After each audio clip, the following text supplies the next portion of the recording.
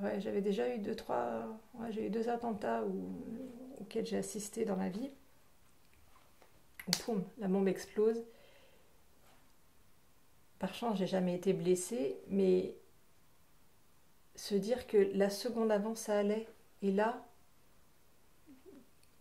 une seconde après c'est le chaos, enfin un quart de seconde après c'est le chaos, et là ça a été la même chose. C'est à nouveau le chaos dans la vie, et c'est un truc, c'est perturbant de se dire, on a aucune, enfin ça rappelle qu'il n'y a pas de certitude dans la vie, que tout va bien, mais c'est tellement éphémère, c'est tellement éphémère, et ça c'est dur.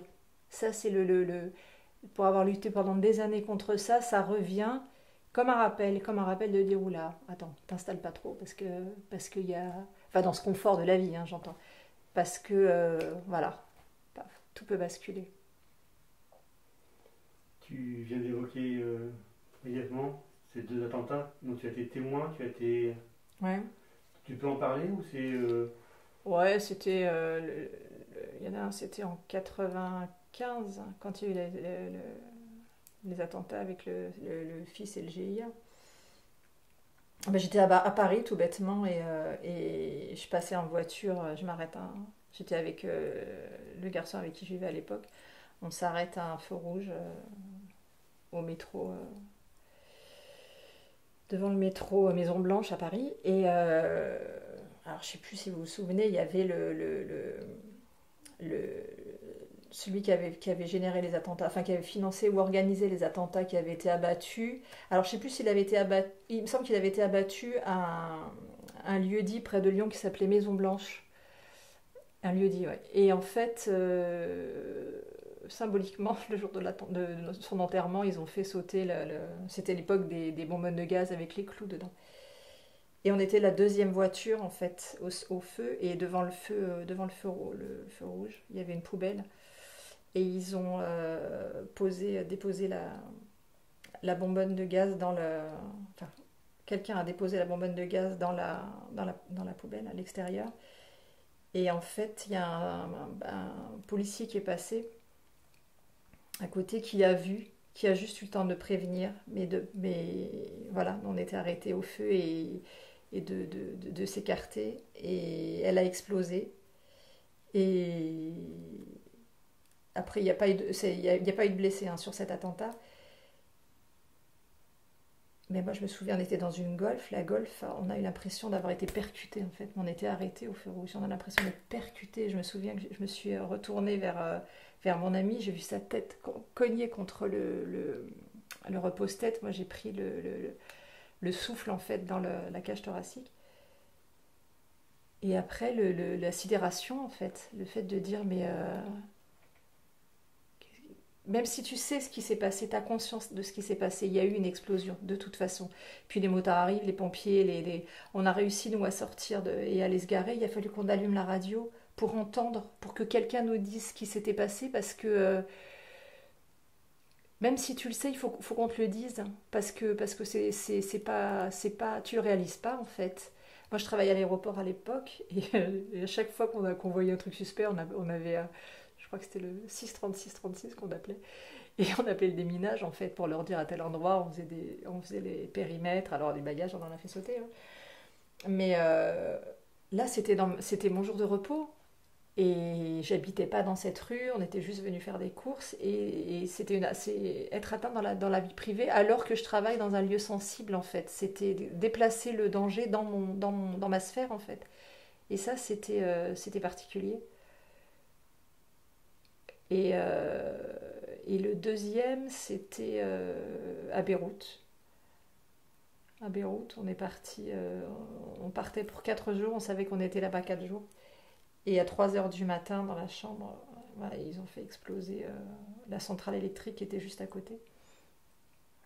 Donc on a eu le souffle dans l'hôtel. Et ça a déclenché dans la cour de l'hôtel, il y avait, moi ils aiment bien les grosses voitures là-bas, Mercedes et BMW en général. Donc le souffle a déclenché toutes les alarmes. Et après, il y a les avions qui passent au-dessus de l'hôtel et puis il y a ceux qui tirent sur les avions. Et là, pendant quelques secondes, tu te dis, mais non, j'habite pas là. J'habite pas là, j'ai rien à faire là. Enfin, c'est pas ma guerre, c'est pas. Laissez-moi tranquille. Et tu dis, non, c'est pas. C'est pas possible. J'en rigole maintenant, mais sur le coup, j'ai mis. Bon, et après, on a continué, on est resté quand même 4 jours, hein, donc c'était un peu tendu. Mais ça ripostait un peu au loin. Mais bon, après, bon, on a quand même été faire pas mal de visites dans Beyrouth. Hein, c'est une ville très sympa, Beyrouth.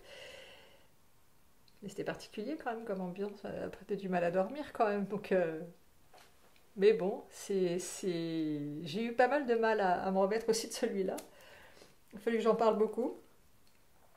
Mais c'est pour ça qu'après, quand on parle des probabilités des choses qui peuvent arriver, ou quand on me dit, ouais, ça c'est bon, non, ça arrive pas qu'aux autres, non. Déjà une fois, deux fois, mais cette capacité, enfin cette possibilité, cette probabilité d'être sur un lieu d'attentat en France, elle est déjà quand même particulière. Deux fois de suite, bof. Est-ce que tu as pu évaluer l'incidence que ça a pu avoir sur ton après ces deux attentats? Ah ben, tu rentres dans une précarité de l'avenir qui est énorme. C'est. Oui, moi, pendant des années, j'ai évité la foule, j'ai évité parce que dès qu'il y a un risque, moi, je sais que je rentrais au cinéma, il fallait que je repère l'évacuation, il fallait que je sache que je pouvais à tout moment partir. J'étais à l'hôtel, mais à côté de mon lit, il y avait mes chaussures et mon sac, enfin, et mes vêtements. Ouais, ouais, non, ça génère un instinct de fuite, en fait, contre lequel il est très dur de lutter, parce qu'après, tu évolues avec ça, tu continues avec ça, et tu te rends compte. Enfin, moi, je me suis rendu compte que ça a eu une incidence aussi sur ma relation avec les gens. Pendant des années, j'étais plutôt évanescente, pas impliquée avec les gens, parce que ça a créé une telle précarité que tu te dis, ça sert à quoi finalement, même si tu te le dis pas, pardon, même si t'en es pas conscient, tu te dis, mais quel intérêt de s'investir avec les gens, puisque tout est tellement précaire. C'est comme du sable, en fait, donc ça sert à rien de construire, même si j'ai jamais perdu de vue le fait qu'il fallait travailler, avoir un logement et subvenir à mes besoins. Mais oui, ça crée une telle précarité dans tout que finalement, jusque dans les relations avec les gens, jusque moi, mon quotidien a été géré par ça, c'est pour ça que j'étais incapable d'engagement, incapable de quoi que ce soit, parce qu'il me fallait systématiquement une fuite. Il me fallait toujours un plan B. Moi, je suis la reine du plan B parce que, parce que ce plan B, il est parfois nécessaire. Et c'est vrai ouais, ça m'a passé en rencontrant Eric, lui m'a apaisé par rapport à ça, parce que, pourquoi, je ne sais pas, mais par sa personnalité, par sa solidité, lui, c'est pas un inquiet en fait. C'est pas un stressé, c'est quelqu'un qui est plutôt dans la maîtrise, mais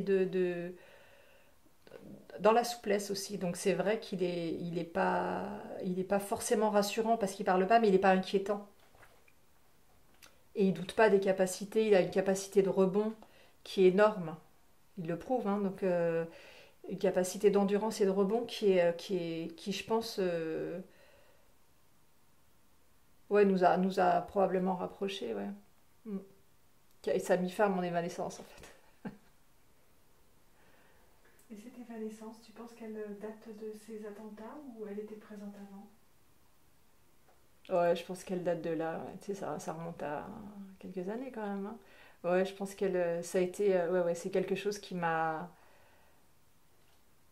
ouais, comment on dit, pas désimpliqué, parce que si un peu désimpliqué des choses quand même, c'est vrai, désimpliqué du pourquoi en fait, pourquoi s'impliquer puisque tout peut s'écrouler. Donc, ouais, ah ouais, c'est toujours. Et là, je sais que avec l'accident d'Eric, j'ai quand même réussi à lutter contre ça, à pas ressombrer dans le. Parce que je pense être armée maintenant par rapport à ça, et je me dis, oui, en effet, tout peut basculer, mais la peur n'évite plus le danger, enfin, n'évite jamais le danger. Donc, voilà. ces deux attentats, oui, ça a rendu tout tellement fragile que oui, ça m'a fragilisé, ouais, tout ce qu'on m'avait, la solidité que mes parents m'avaient donné, ouais, tout s'est écroulé en fait. Enfin, tout potentiellement aurait pu s'écrouler en fait. Et ça, je l'ai compris. Ça amène à la fragilité, alors qu'on se sent pas fragile tant qu'on n'est pas. J'ai eu la chance d'être préservée, d'avoir mes parents, d'avoir ma famille, enfin voilà, d'être préservée du malheur. Et c'est vrai que ça, quand d'un seul coup tu t'aperçois que tout est peut être éphémère, ça c'est dur de se reconstruire derrière en fait. C'est long, c'est long. Qu'est-ce que ça a changé en toi? Ça me permet de peut-être plus apprécier le moment présent. Mais il y avait toujours là, toujours pendant des années j'ai eu du mal à être dans l'instant présent justement parce que tu te dis ouais c'est vraiment cette phrase là hein, fuir le bonheur de peur qu'il se sauve parce que tu te dis que si tu profites trop de ça va disparaître et si tu t'impliques trop dans le bonheur en fait tu vas encore plus souffrir quand ça va disparaître donc c'est compliqué de, de d'adopter non de comment on dit de pas d'adopter de d'apprivoiser le bonheur. Et ça, c'est voilà, ça c'est la naissance de mes enfants qui m'a vraiment permis de le vivre. Mais c'est vrai que il faut réapprivoiser tout ça, réapprivoiser la vie, réapprivoiser parce qu'on le sait tous que la vie, c'est justement ce qui fait sa richesse, hein, c'est qu'elle peut être courte et que tu sais jamais quand ça s'arrête, mais quand on dit, hop, ça y est, c'est arrivé. Ah non, je m'attendais pas maintenant, pas maintenant. Pas maintenant. Comme en avion, quand on sentait qu'on avait un problème, où tu dis non, non, mais non, pas maintenant, pas maintenant. J'ai pas dit au revoir à ma famille, c'est pas, c'est pas l'heure. Mais tu maîtrises pas ça. Et ça, cette fragilité, elle est violente en fait. Elle est violente. Et donc, quand j'ai eu mes enfants, ça a basculé dans autre chose. Peut-être parce que enfin, j'ai été moins tournée sur moi en fait. Peut-être que ça m'a le fait de me consacrer aux autres et d'être dans un dans une situation de protection. C'était à moi de les protéger, donc peut-être que ça m'a diverti de la fragilité en fait. Enfin, de ma propre fragilité en me disant non, maintenant je vais être solide pour elle. Donc peut-être que ça m'a fait basculer, ouais.